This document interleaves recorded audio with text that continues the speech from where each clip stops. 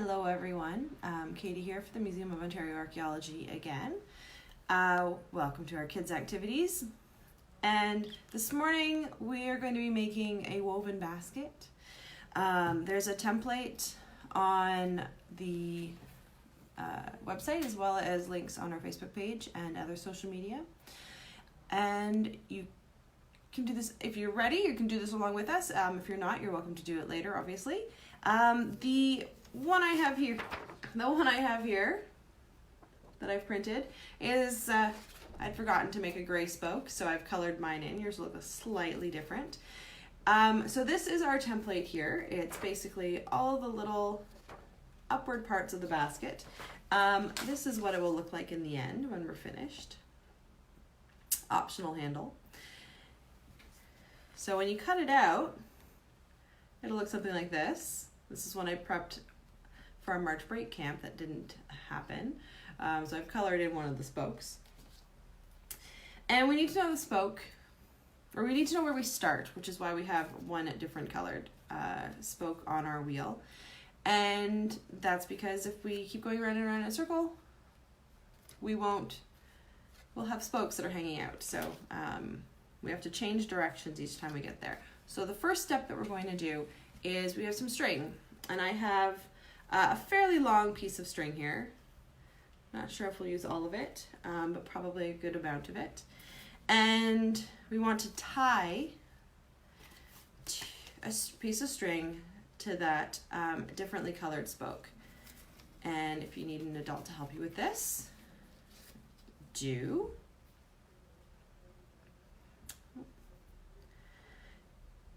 And just a quick little knot. It doesn't have to be very tight. In fact, it shouldn't be very tight because we don't want it to warp the spoke. We want to keep it nice and flat as we are using paper.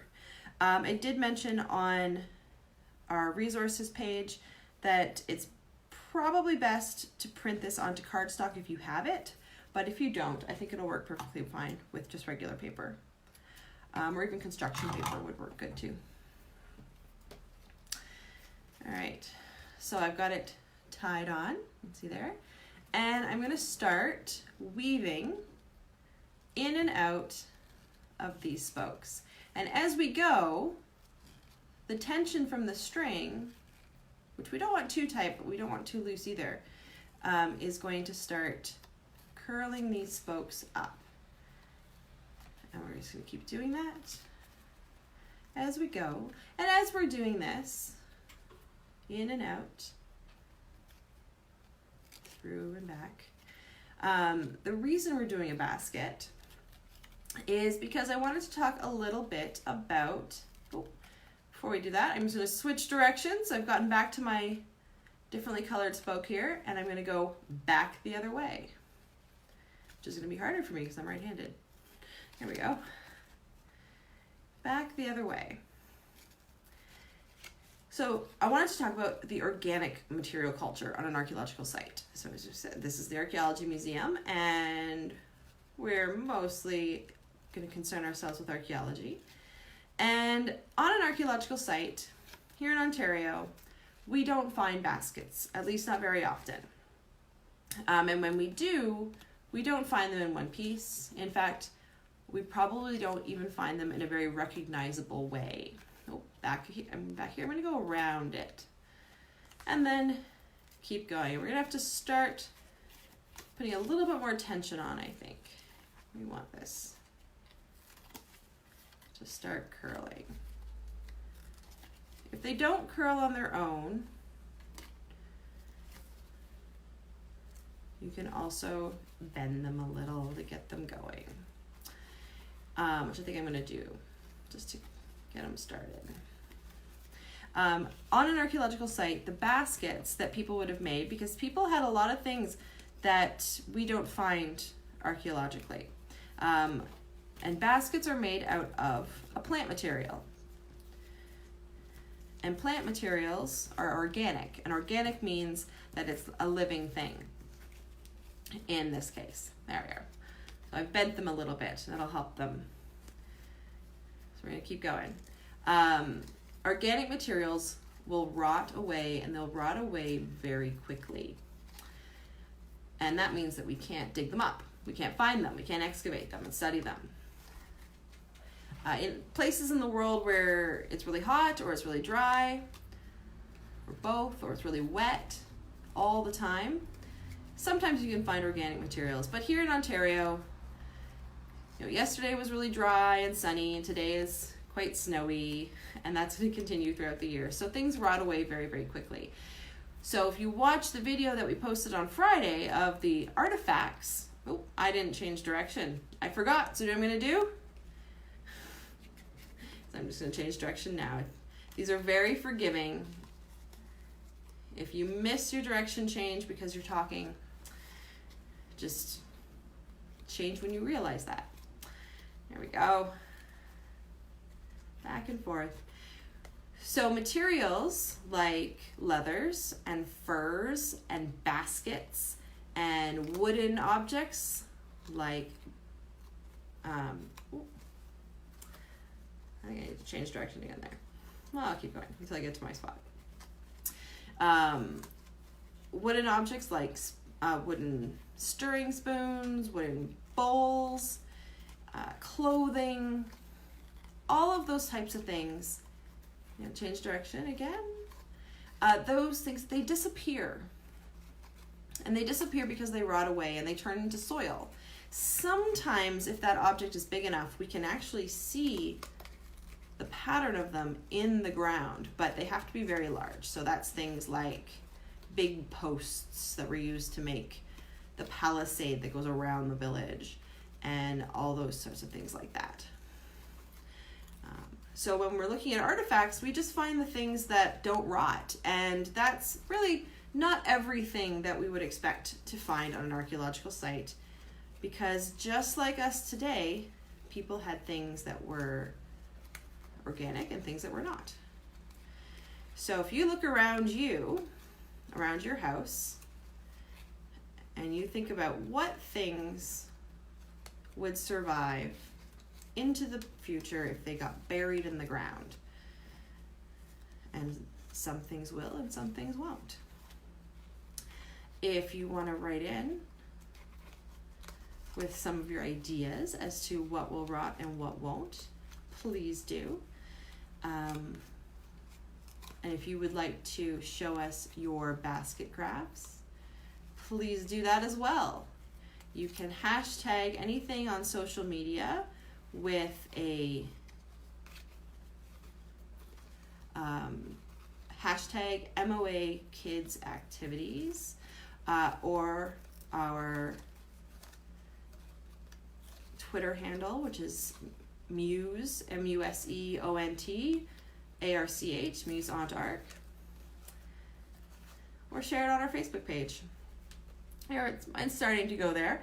This will continue for quite a long time, as it would have taken to make a real organic material basket. Now, this string and paper is also organic. This will rot away if we bury it outside.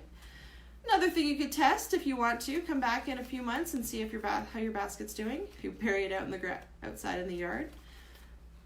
Now, I'm going to speed us up along, because I don't know if you want to watch me weave this whole thing, but you can see we're getting and starting to weave up just by going in and out. I'm going to do a nice close-up view here for a bit. So in there and up through that one there, and then we're going to go back down through there. And that just continues and continues and continues until you reach up to the top, like we've done here. At that point, that's why we have all these little holes. So these are going to help us tie them all together. So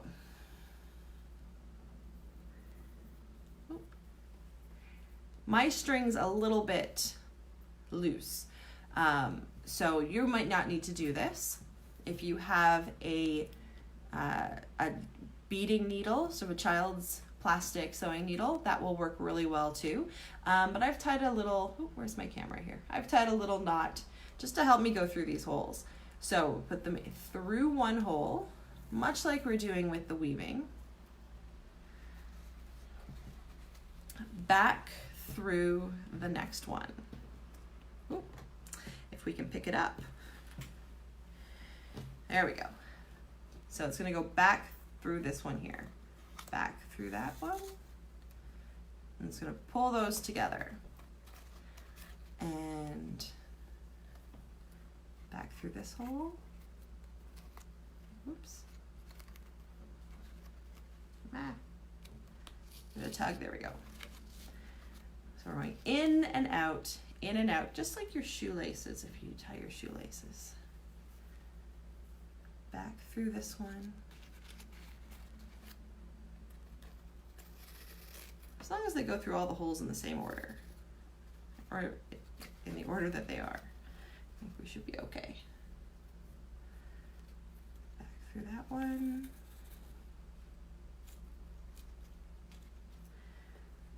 Through. All thumbs this morning. There we go. Back through that one. Just alternating in and out all of the holes. Yours might be a little tighter by the time you get to this point. Mine's a little loose because I've skipped half of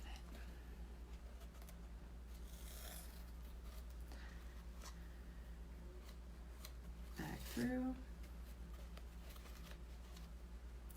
So those of you who are just joining us, you can see our numbers going up a little bit. Oh no, I've lost my knot. That's okay. Just gonna retie my knot. This string is kind of a weird string, but it's what I had. And you want to use whatever you have too. Any string will do, I think. It doesn't tie very easily. All right, back through the holes. So we're weaving in and out, back through these little holes to finish off our basket. So we went down through that one, we're gonna go up through this one. Oh, maybe up through that one. So don't worry if you're having trouble. This is a patience exercise. Baskets and learning how to make them would have taken many years, and you would have started learning how to make a basket from your mother or your aunt, most likely, or another lady in the village. And oh, there we go. I'm almost there. I've got 2 more holes left. Let's see, 2 more holes. Will my knot hold out? Okay. There we go. And I'm going to give it a little tug so it's a little tighter. And I do think yours will be a bit tighter if you don't stop halfway through and start doing the top. Do it all the way to the bottom. All right, there we go. There we are. Okay. So all the way through, and we'll tie a knot here. And on the instructions on the template, I tell you can put a handle in, which is optional. So you can tie a little knot right there. Take your leftover string. If you do run out of string as you're going, just tie a new piece of string to the end of the other string. If it's a different color, that's okay. You can use multiple colors of string, and then we're going to tie a little knot to this end here.